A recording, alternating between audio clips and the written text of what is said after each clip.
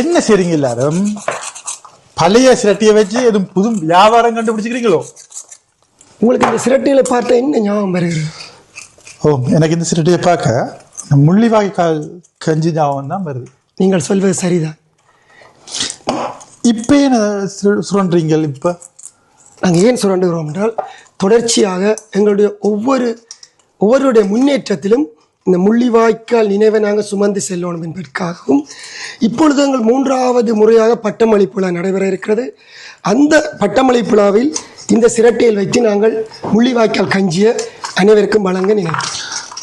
அப்போ நீங்கள் ஒவ்வொரு பட்டமளிப்பு விழாவிலும் இந்த முள்ளிவாய்க்கால் கஞ்சியை கொடுத்து ஞாபகப்படுத்துறீங்க. நிச்சயமாக நிறைய செய்ய இருக்கு வேணும், நிறைய என்ன செய்ய. அப்போ நான் செய்யட்டா கூட சேர்ந்து? உங்களை வரையக்கு நன்றி. தங்கச்சிவா சரியா செய்வோம் என்ன? வாழ்வும் வளமும்